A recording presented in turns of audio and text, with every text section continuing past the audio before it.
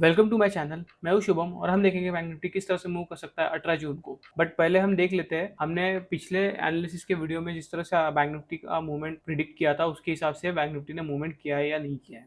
तो जिस तरह से मैंने आपको बताया था कि अगर ये यहाँ पर रेजिस्टेंस लेता है, ठीक है, अगर ये यहाँ से अप साइड में मूवमेंट करता है और यहाँ पर एक रेजिस्टेंस लेने की कोशिश करता है तो हो सकता है सप्लाई जोन से फिर से नीचे के साइड का मोमेंटम दे सकता है। तो अगर आप यहाँ पर देखोगे तो इसने डायरेक्टली गैप अप ओपन किया। मैंने आपको बोला था कि इसके ऊपर बाय नहीं करना, ये रेजिस्टेंस की तरह एक्ट कर सकता है। तो आप देख सकते हो यहाँ पर ही ओपनिंग किया इसने, इसके आसपास ओपनिंग किया और यहाँ से एक अच्छा खासा हमें डाउन साइड में एक मोमेंटम देखने को मिला और उसके बाद में ये फिर से हमारे डिमांड जोन के पास में आया और यहाँ से फिर से अपसाइड में मोमेंटम देखने को मिला।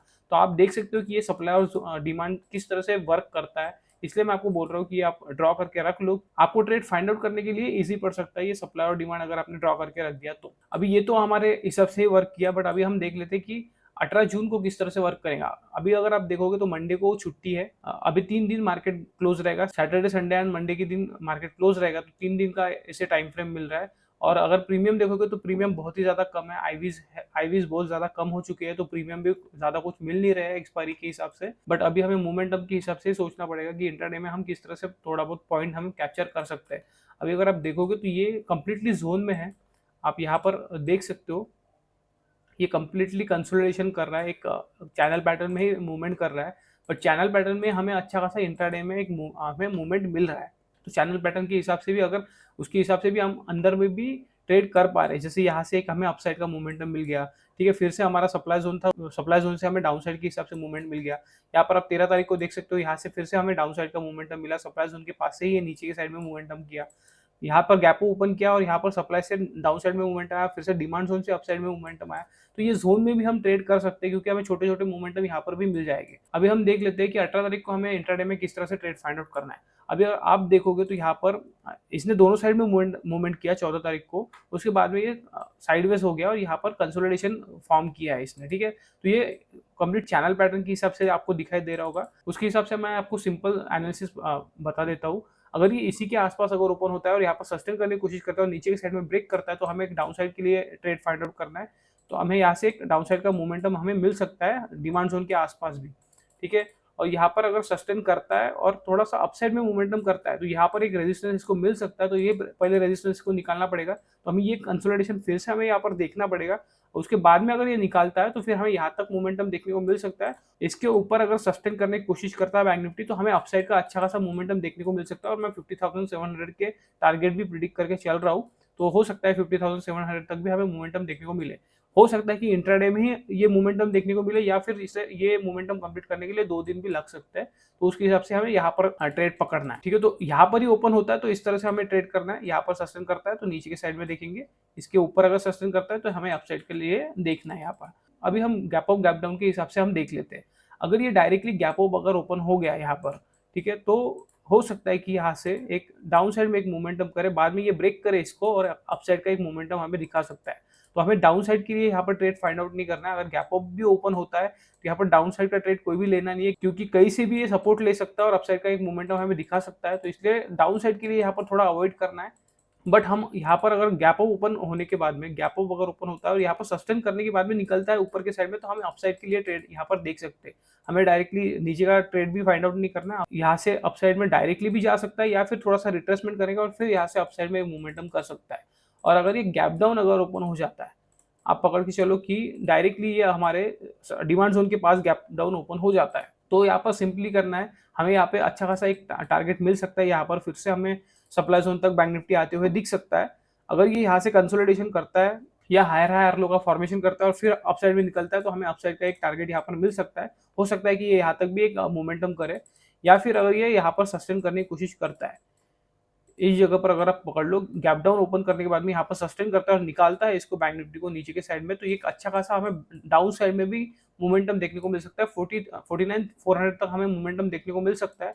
और अगर यहाँ पर भी सस्टेन करता है बैंक निफ्टी तो एक अच्छा खासा डाउन साइड में मोमेंटम हमें और ज्यादा देखने को मिल सकता है। मैं आपको 3-4 वीडियो से आपको बता रहा हूँ, 3-4 दिनों से बता रहा हूँ वीडियो में कि 49,400 के नीचे मैं बैंक निफ्टी में बेरिश हो जाऊंगा। 49,400 के नीचे अगर बैंक निफ्टी निकलता है तो एक अच्छा खासा हमें डाउन साइड में मोमेंटम देखने को मिल सकता है बैंक निफ्टी में।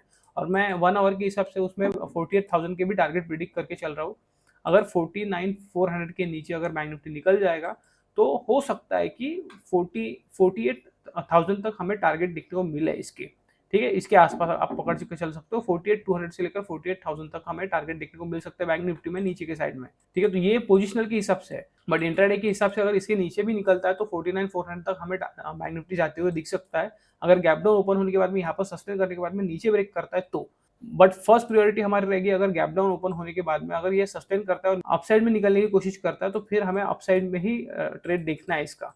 पहले तो हमारी प्रायोरिटी रहेगी कि हमें अगर डिमांड जोन से मिलता है तो अपसाइड के लिए ही फाइंड आउट करना है, बट अगर सस्टेन करके ब्रेक करता है तो फिर हम डाउन साइड के लिए यहाँ पर जा सकते हैं। तो सिंपल सा एनालिसिस है, ज्यादा कुछ कॉम्प्लिकेट हम करेंगे नहीं, क्योंकि 3 दिन की छुट्टी आ रही है तो प्रीमियम ऑलरेडी डीके हो चुके हैं उसमें, और प्रीमियम ज्यादा कुछ मिलेंगे नहीं, बट उसके हिसाब से भी हमें देखना है कि प्रीमियम कुछ ना कुछ तो हम कैप्चर कर ही लेंगे ऑप्शन सेलिंग के पर्सपेक्टिव से। और अभी प्रीमियम डाउन है तो हम हो सकता है कि हमें ऑप्शन बाइंग में भी अच्छे खासे प्रीमियम मिले, मतलब अगर मोमेंटम आता है तो अच्छा खासा ऑप्शन बाइंग में भी हमें मोमेंटम देखने को मिल सकता है और प्रीमियम बढ़ते हुए दिख सकते हैं हमें ऑप्शन बाइंग में भी।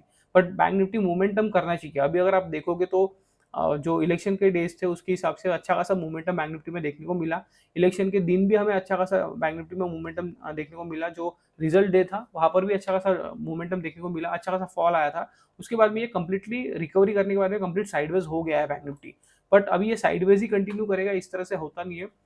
इसको कहीं ना कहीं तो ब्रेक करना पड़ेगा, या तो अपसाइड में ब्रेक करेगा या फिर डाउन साइड में ब्रेक करेगा। तो यहाँ इसे बैंक निफ्टी को मूवमेंट अगर करना है तो कहीं ना कहीं तो ब्रेक करेगा। बट अभी ये कंसोलिडेशन जोन में है, चैनल पैटर्न में फंसा हुआ है, तो उसके हिसाब से हमें इंट्राडे में चैनल पैटर्न के हिसाब से ही सोचना पड़ेगा। पोजिशनल के हिसाब से हम सोच नहीं सकते यहाँ पर, तो उसी के हिसाब से हमें ट्रेड करना है। सिंपली मैं फिर से आपको बता देता हूँ, अगर यहाँ पर ओपन होता है सस्टेन करने की कोशिश करता है डाउन साइड में, लोअर हाई लोअर लो का फॉर्मेशन करता है, डाउन साइड में एक मोमेंटम यहाँ पर मिल सकता है। अगर ये इसके ऊपर सस्टेन करने की कोशिश करता है तो हमें अपसाइड का एक मोमेंटम मिल सकता है, ठीक है। अगर गैप डाउन अगर ओपन होता है और यहाँ पर सस्टेन करता है तो फर्स्ट प्रायोरिटी देनी है हमें अपसाइड के हिसाब से ट्रेड फाइंड आउट करना है। बट अगर सस्टेन करने के बाद में ब्रेक करता है नीचे तो एक डाउन साइड का भी बैंक निफ्टी में मोमेंटम हमें देखने को मिल सकता है। और अगर गैप अप अगर ओपन हो जाता है इसके ऊपर और सस्टेन करने की कोशिश करता है तो हमें अपसाइड का यहाँ पर एक मोमेंटम देखने को मिल सकता है। तो ट्रेड अवॉइड कहाँ पर करना है, अगर यहाँ पर ही ओपन करने के बाद में यहाँ पर अगर मूवमेंट करेगा तो हमें ट्रेड अवॉइड करना है जब तक यहाँ पर ब्रेक नहीं करता।